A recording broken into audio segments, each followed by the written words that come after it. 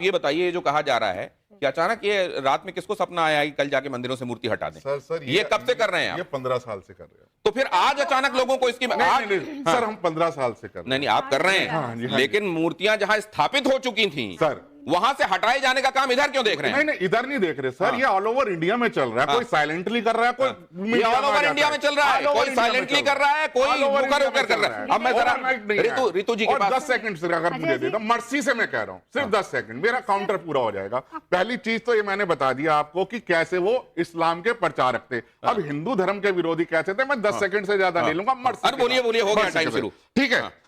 ओम, उन्होंने ना कभी राम का नाम लिया, ना कभी उसका पाठ किया। अध्याय 28 के अनुसार, प्लीज अलाउ मी, देखिए 10 सेकंड उनको बोल लेने दीजिए। आपके पास आ रहा हूं, आपके पास आ रहा हूं, आप नोट कर लीजिए, आप अपनी बात कहिए, बात कर लीजिए। अध्याय 28 के अनुसार कहते थे गंगा स्नान तो झंझट है, मुझे इससे दूर रहने दो, मैं तो इस्लामी फकीर हूं। अध्याय 32 के अनुसार कभी ना उपवास किया, ना करने दिया। अध्याय 38 के अनुसार एकादशी के दिन वहां के ब्राह्मण केलकर को कहा जाके मांस खरीद कर लेकर आओ, और जबरदस्ती पूछा कि ये बिरयानी कैसी बनी है, इसका हट धर्मिता छोड़ो और इसको चखो, और जबरदस्ती एकादशी के दिन ब्राह्मण के मुंह में मांस डाल दिया। ये सुनिए सर, ये तो सर आपका 1 मिनट से ज्यादा हो गया। अब मैं रितु जी, नहीं एक सेकंड सर, आप भी कहने के लिए जाते हैं रितु जी के पास पहले। नहीं रितु, सबसे बड़ा ब्रह्म गौतम साहब, सबसे बड़ा ब्रह्म, जिसमें हमारे प्रधानमंत्री भी आ गए थे, हमारे प्रधानमंत्री भी आ गए थे। इनके पास है ना शिरडी साईं संस्थान की लिखी हुई किताब, इसमें एक लाइन लिखा दो जहां साईं बाबा ने कहा सबका मालिक एक। ठीक है, ये किताब, एक सेकंड मैम, आपकी परमिशन से ये किताब मैं ले सकता हूँ? श्री साईं सच्चरित्र साईं बाबा संस्थान शिरडी, इसमें वो जगह आप अंडरलाइन करके दीजिए, तब तक मैं जब तक रितु जी के पास जा रहा हूँ। एक सेकंड रितु जी, देखिए नहीं रितु जी, ये बताइए, आप मेरी एक बात बताइए। आपने अभी इतनी सारी बातें की, एक तो जो आप कहानी पढ़ रहे हैं उस किताब का लेखक कौन है, उसकी ऑथेंटिसिटी क्या है। दूसरी बात सुनिए, आप सनातन के बहुत ज्यादा समर्थक, अजय जी सुनिए तो, पब्लिश करी है, नहीं सुनिए, स्टिकर लगा शिरडी साईं संस्थान का, ले आइए, मैं अंडरलाइन कर देता हूं, ले आइए शिरडी साईं संस्थान। इसमें अगर आप देखेंगे तो यहाँ देखिए लिखा है श्री साईं बाबा संस्थान शिरडी। सर मैं क्या कह रहा हूँ, उसमें जो वहां से बनती है उसमें स्टिकर उसका लोगो लगा रहता है, होलोग्राम जो होता है, ये भी तो यही लिखा है श्री साईं बाबा संस्थान शिरडी। कह रहा हूँ सर, उसका होलोग्राम रहता है बकायदा कि ये उन्हीं की है, अदरवाइज वो डुप्लीकेट। तो ये जो आपका है ये डुप्लीकेट बताया जा रहा है। ये इनकी अपनी सोच है। देखिए 5 किताबें लेके आए हैं, जैसे रितु जी से बात कर रहा था मैं। गलत है ना बात तो सर, सुनिए। मुझे 30 मिनट में इतने सारे अंडरलाइन कर दूं क्या सर? मैं तो कह रहा हूँ आप पहले उनकी बात सुनिए, आप बीच में बोलने लग रहे हैं। यहाँ पे सनातन के समर्थक ही है ना।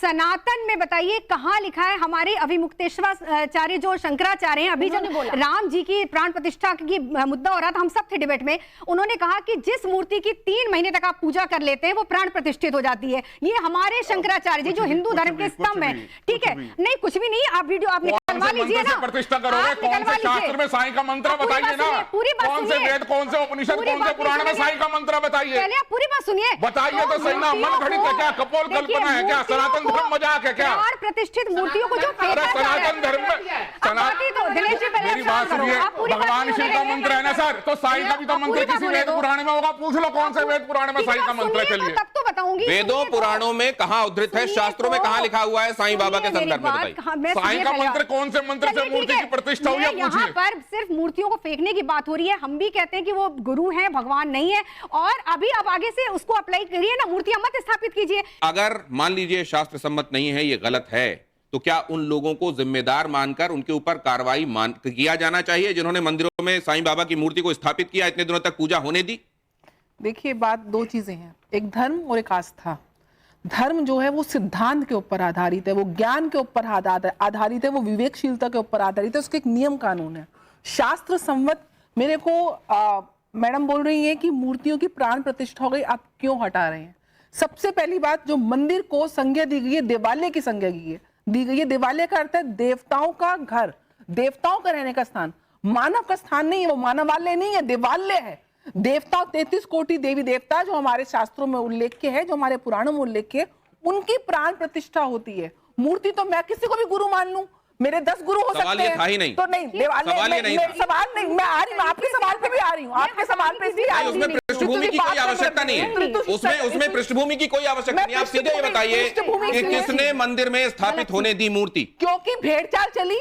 मैं आपको बताऊं, ये पूरा सनातन धर्म के मानने वाले भेड़चाल में चलते हैं। बिल्कुल, आप देखिए किस प्रकार से आप कह रही हैं सनातन धर्म के मानने वाले भेड़ चाल में चलते हैं। सनातन धर्म के मानने वाले नहीं, सनातन धर्म को व्यवसायीकरण मानने वाले इस भेड़ चाल को व्यवसाय में तो आप कैसे अंतर करेंगे कि कौन सनातन धर्म को मानने वाला है, कौन व्यवसायी है? साईं बाबा जी का प्रचार कहां से हुआ? बॉलीवुड से। वो मुझे बात रखना रितु जी, आप सबसे प्रार्थना करूंगी शिष्टाचार डिबेट का रखिए, सामने तक बात नहीं जाती है। साईं बाबा कहां से अस्तित्व में आए? एक अमर अकबर एंथनी नाम की पिक्चर आई, मेरे साईं बाबा, वहां से प्रचार प्रसार हुआ। क्या इसी बॉलीवुड ने जय संतोषी मां फिल्म नहीं बनाई? क्या बिल्कुल इसी बनाई। नहीं क्या इसी बॉलीवुड ने तो सही रामायण के संदर्भ में चीजें नहीं दिखाई? मैं सही को कंडेम थोड़ी ना कर रही। नहीं, तो मैं इसमें आपने को condemn गलत कर रही कैसे हूं पहचाना? कि एक मानव को आपने देवता तुल्य बना के देवता देवालय में बिठा दिया और उसके बाद उसका इतना प्रचार किया। मैंने कुछ एक सवाल, वो लोग जो साईं बाबा के समर्थन में ये कह रहे हैं कि या तो उन्हें ईश्वरीय अंश माना जाए या उनको गुरु माना जाए, और अगर मंदिरों में स्थापित हैं, आस्था का विषय है, तो इस पर विवाद नहीं होना चाहिए, उनसे भी कुछ सवाल करूंगा। और उनसे भी जो कह रहे हैं कि चांद मियां डिस्गाइज के तौर पर अपने आप को साईं बाबा बना लेते हैं, उसके बाद उनकी पूजा आरती होने लगती है, जो हमेशा ये कहते रहे कि ये मस्जिद है, मस्जिद में मैं रहता हूं, जिनका पूरा मतावलंबन ही अलग था, वो सनातन के पैरामीटर में फिट कैसे होते हैं? पहले जरा वो जो सनातन के इस हिसाब से पैरोकार हैं और साईं बाबा के विरोधी, उनसे बात करना चाहता हूं। कुछ एक चीजें मैं आपको दिखा रहा हूं, हाँ या ना में आपसे जवाब चाहूंगा।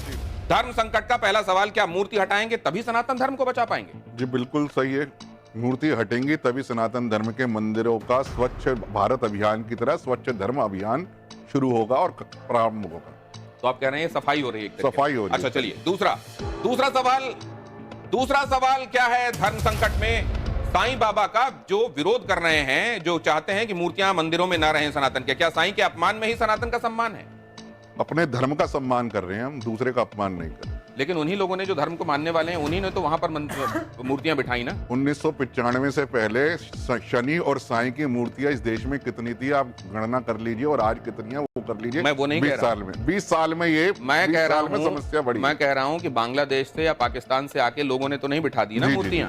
चलिए अगला सवाल देखते हैं। अगला सवाल क्या है जरा वो भी देख लीजिए। ये बात सच है कि पर्चे बटे हैं, ये बात सच है कि मंदिरों की तादाद इन के संदर्भ में बाद में बढ़ी है, लेकिन उसके लिए जिम्मेदार कौन है? क्या विवाद का मेन मुद्दा चढ़ावा है? नहीं, बिल्कुल चढ़ावा नहीं है, बिल्कुल चढ़ावा नहीं। हम चाहते हैं चढ़ावा हमें बिल्कुल ही नहीं चाहिए। मैं एक तथ्य आपको बता देता हूं, बिल्कुल इस देश में तिरुपति के मंदिर और माता वैष्णो देवी मंदिर के साथ साथ जिसका बड़े चढ़ावे के तौर पर जहां गिनती होती है, वो शिरडी साईं बाबा मंदिर है। बिल्कुल चढ़ावे का कोई मतलब नहीं है, हमें अपने धर्म की रक्षा, सुरक्षा और प्रतिरक्षा करने का पूरा। अगला सवाल, ये विवाद जो है वो चढ़ावे से जुड़ा हुआ नहीं है। क्या साईं के नाम पर सनातन को बांटने की कोशिश हो रही है? नहीं, सनातन को एकत्र करने की कोशिश। साईं के नाम पर सनातन को बांटने की कोशिश नहीं, वो कह रहे हैं एकत्र करने की कोशिश की जा रही है। सबका मालिक एक को किसने ओम साईं नाथाय नमः किया? ये भी बाहर से आए हुए थे। मैं षड्यंत्र पूरी जिम्मेदारी में आपके तमाम दर्शकों के सामने हाथ जोड़ के कहता हूं, मुझे इनके पास किताब है शिरडी साई संस्थान से लिखी हुई, इसमें एक जगह दिखा दीजिए जहां साईं ने ये कहा सबका मालिक एक। मैं हाथ जोड़ के नाक रगड़ के माफी मांगूंगा, दिखा दीजिए। चैलेंज शंकराचार्य जी इस देश में वो उनकी कही हुई बात को शास्त्रों के आधार पर, धर्म के आधार पर प्रामाणिक मानते हुए हम सब चलते हैं जी। क्या कहा है शंकर? सबसे पहले स्वरूपानंद जी ने इस मुद्दे को उठाया था। जी जी। अब विमुक्तेश्वरानंद जी अब उसके बारे में क्या कह रहे हैं जरा वो भी देख लें और फिर काउंटर लेता हूं मैं। आप लोग तैयार रहिएगा। के द्वारा छापी गई ये पुस्तक साईं सच्चरित्र है। ये हमारे सामने, हमारे हाथ में आपको दिखाई दे रही है। और श्री साईं बाबा संस्थान विश्वस्त व्यवस्था शिरडी, जो साईं बाबा ट्रस्ट है, उसी ट्रस्ट के द्वारा छापी गई ये पुस्तक है। प्रामाणिक उन्हीं के द्वारा, हम लोगों ने नहीं छापा है। तो ये पुस्तक हम लोगों ने देखी और इस पुस्तक में ये कहा गया है, और साईं बाबा के लोग इस पुस्तक से इतर भी जगह जगह पर इस बात का प्रचार करते हैं कि साईं बाबा ही परब्रह्म परमात्मा हैं। ये बाइट एक बार फिर से प्ले करेंगे और इस बार इसको म्यूट रखिएगा। केवल मैं वो किताब दिखाना चाहता हूं। उस किताब में जिस होलोग्राम का जिक्र अभी गौतम जी कर रहे थे, उस किताब में वो होलोग्राम भी दिखाई दे रहा है। शिरडी साईं बाबा जो ट्रस्ट है, वहां से ये देखिए जरा, इसकी तरफ मैंने इशारा भी किया था। इसमें आपको ये जो गोला दिखाई दे रहा है, ये वो होलोग्राम है जो प्रामाणिक करता है, असल में इस बात की प्रामाणिकता के लिए है कि ये किताब है जिसको विश्वसनीय माना जाना चाहिए।